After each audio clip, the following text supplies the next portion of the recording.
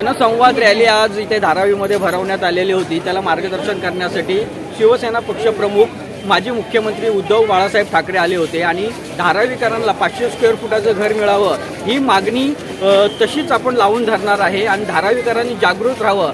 अडाणी किंवा जे विकासक इथे येणार आहेत आणि तुम्हाला मिठागराच्या जागेवरती पाठवणार आहे हे आता त्यांचा निर्णय ठाम झालेला आहे। तर या भूलथापाला बळी न पडता धारावीकरांनी एकीने राहा आणि संपूर्ण जागरूक राहा असं उद्धव बाळासाहेब ठाकरे यांनी सांगितलेलं आहे।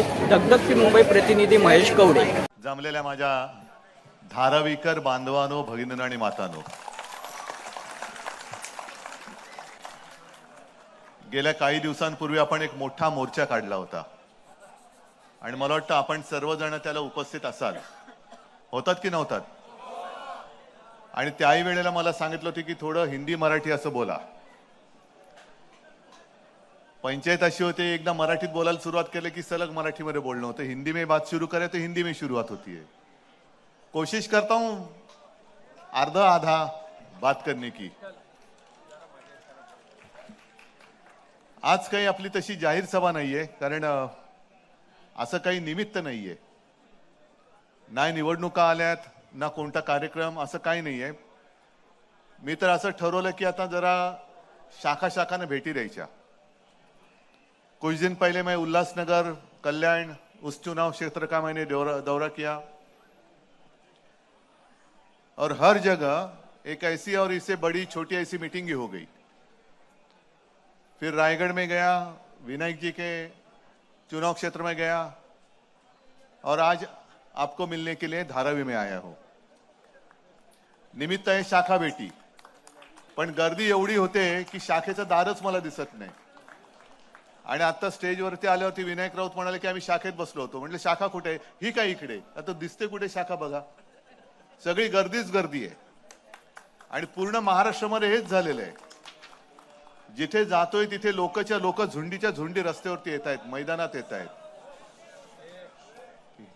हे जे काय सरकार है, सरकार के खिलाफ एक असंतोष है और मैं मानता हूं धारावी में और कई जगहों से ज्यादा असंतोष धारावी में इस सरकार के खिलाफ आहे की नहीं है। आणि मी तर लढायला उतरले तुमच्यासाठी। तुम्ही सोबत राहणारच की नाही आहात? कारण एक नवीन तरीका उन्होंने ढूंढ निकाला है।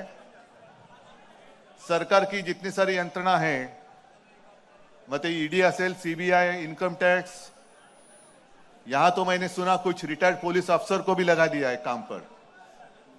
गुंडागर्दी बढ़ती जा रही है। मग त्यांच्या मागे काहीतरी लावायचं आणि त्यांना पक्षात फोडून घ्यायचं। आपल्या इथले पण काही जण आपल्यातले नाही पण इकडचे तिकडचे त्यांच्याकडे गेले। विकाऊ माल असतो तो विकला गेला, हरकत नाही, पण मला माझी निष्ठावंत मावळे सोबत आहे तोपर्यंत लढण्याची मला अजिबात चिंता नाही आणि विजयाची तर अजिबात नाही, कारण जिंकणार म्हणजे जिंकणारच। तुम्हाला सर्वांना कल्पना आहे, आता विनायक राऊत जे बोलले, संजय राऊत जे बोलले, मोर्चा काढला तेव्हाच मी म्हटलं होतं की तुम्हाला धारावीकरांना एक तात्पुरती व्यवस्था म्हणून, त्याला काय म्हणतात, ट्रान्झिट कॅम्प म्हणून इकडनं उचलतील आणि मिठागरात टाकून देतील। तेव्हा निर्णय झालेला नव्हता। मग काही जण सरकारमधले म्हणाले की असं काही होणार नाही, उद्धव ठाकरे असंच काहीतरी बोलतोय। आणि बरोबर गेल्या काही दिवसापूर्वी कोणी जागा मागितली? आजपर्यंत आपण अनेकदा मुंबईकरांसाठी कांजूरमार्गची जागा मागत होतो, तर केंद्र सरकार कोर्टात गेलं होतं, ही तुमची जागा का आमची जागा? हो, आम्हाला नकोय ती जागा, आपल्या लोकांसाठी पाहिजे। नाही, बस हमारी जगह आहे। मला वाटतं तिकडे पण मिठागर आहे, कांजूरला पण मिठागर आहे, नाही दिली जागा। आणि आता म्हणजे जेव्हा मी मुख्यमंत्री म्हणून माझ्या मुंबईकरांसाठी कांजूरमार्गची जागा मागत होतो तेव्हा दिली नाही, पण आता पंतप्रधानांच्या मित्रासाठी अदानीसाठी मात्र मुलुंडची आणि तिथली मिठागराची जागा देऊन टाकली एका फटक्यामध्ये। हाँ, तुमचा यही है कि ये आपकी परिभाषा है सबका साथ सबका विकास? मतलब साथ सबका चाहिए, लेकिन विकास सिर्फ मेरे मित्र का होगा, मेरे दोस्तों का विकास होगा। सबका साथ और मित्र का विकास नहीं, ऐसे नहीं होने दूंगा मैं। माझे धारावीकर इथून कुठेही जाणार नाहीत। माझ्या धारावीकरांना विकास पाहिजे तो म्हणजे इथल्या इथेच पाहिजे। कारण तुम्हाला असं वाटत असेल सोपं की अरे हे काय साधी गोष्ट आहे, इकडे घरं बांधले पण आपल्याला दिली मिठागरात जागा, पण एकदा जर का तुम्ही मिठागरात गेला तर परत तुम्हाला धारावी दिसणार नाही, कारण ही जागा दुसऱ्या तिसऱ्याच्या नाही तर खुद्द अडाणीच्या घशामध्ये घातली जाते. म्हणजे धारावी तर गेलीच आणि मिठागर पण गेलं. आणि मग तुम्ही जरा विचार करा, मिठागराची इकडे फेरफटका मारून या, बाकी सोयी सुविधा तुम्हाला देणार कुठून, कशा देणार, किती वर्ष तुम्ही तिकडे राहणार, काय होणार तुमच्या मुलाबाळांचं. एक तर या धारावीमध्ये तुम्ही पिढ्यानपिढ्या राहतायत. ज्या वेळेला संकट आलं होतं तेव्हा कोणी तुमच्या मदतीला आले होते?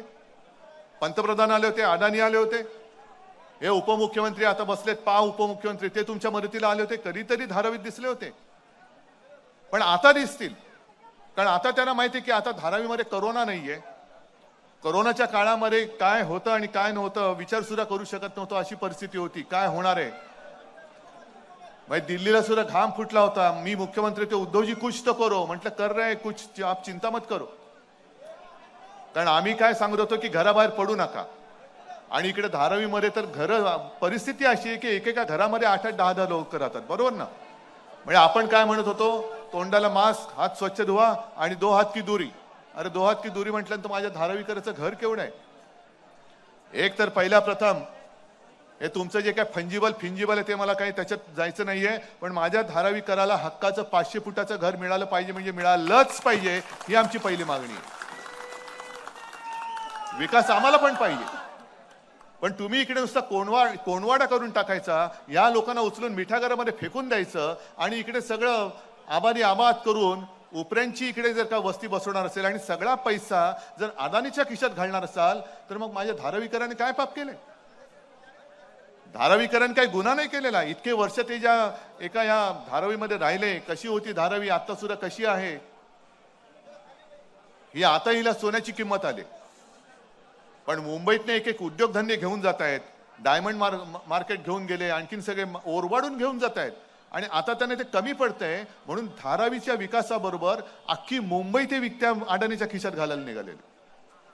आजच मी येताना वाचत होतो, वांद्रा रेक्लेमेशनसाठी सुद्धा टेंडर काढलेली आहेत आणि ते 3 टेंडर आहेत. कोणी त्याच्यात मी नावं वगैरे वाचले नाही, पण 100% आज लिहून घ्या की ते सुद्धा टेंडर अडाणीला मिळणार आहे. आज तारीखवार आणि वेळेनुसार लिहून घ्या. वांद्रे रेक्लेमेशनचं टेंडर सुद्धा अडाणीला मिळते की नाही बघा तुम्ही. इथे सुद्धा जो काही टेंडरचा घोळ झाला हा तुम्हाला माहिती आहे.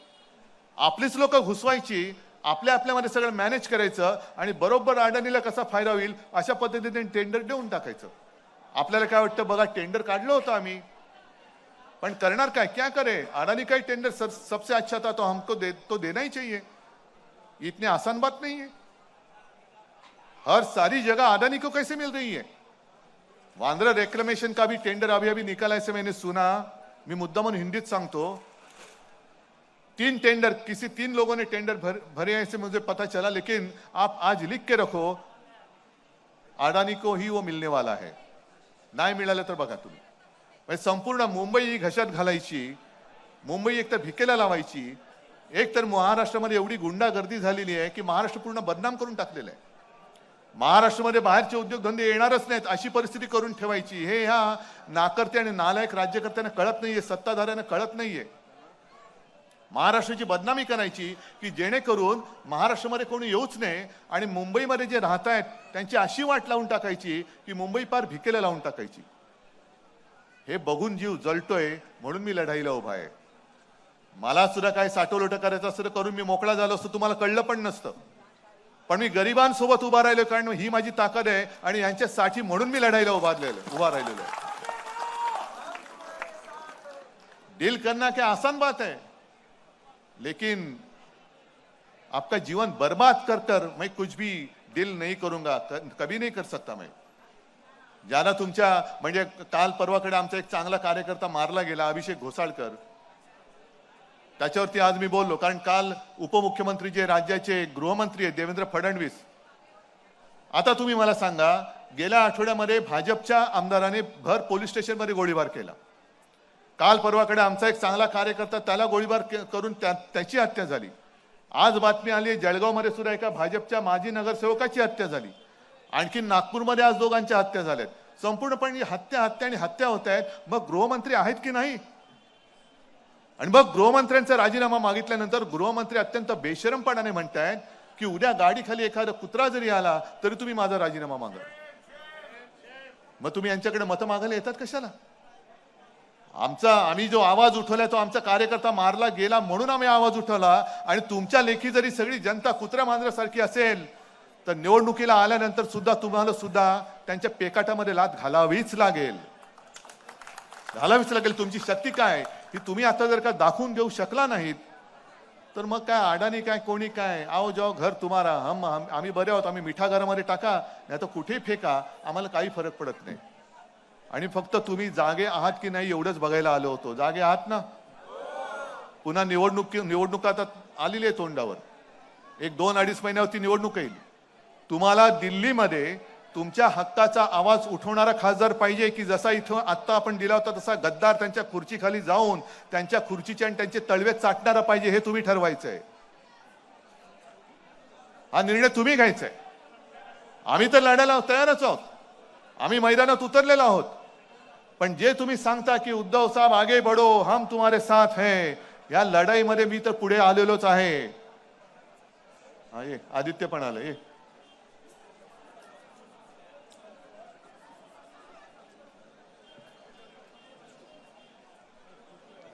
मत.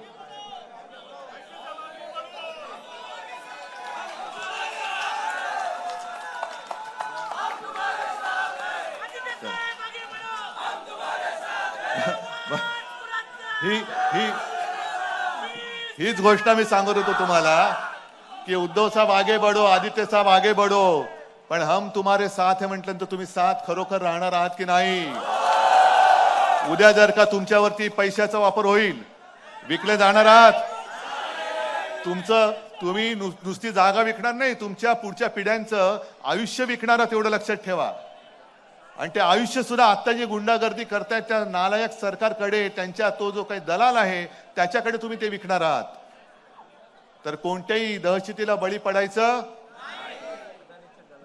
जरा जोरात बोला ना. अडाणीच्या दलालाला घाबरायचं? इथून जो गद्दार खासदार गेलाय तो मस्काबाजी करेल, त्याला भुलायचं? मग ठरलं नक्की जरा धारावीकरांची ताकद दाखवणार. ठीक आहे, मी आता उलटी घोषणा देतो. जसं तुम्ही म्हणता उद्धव साहेब आगे बढ़ो, तसं मी तुम्हाला सांगतो धारावीकरांनो फक्त ठाम उभे राहा. अख्खी शिवसेना तुमच्या सोबत आहे. जय हिंद, जय महाराष्ट्र.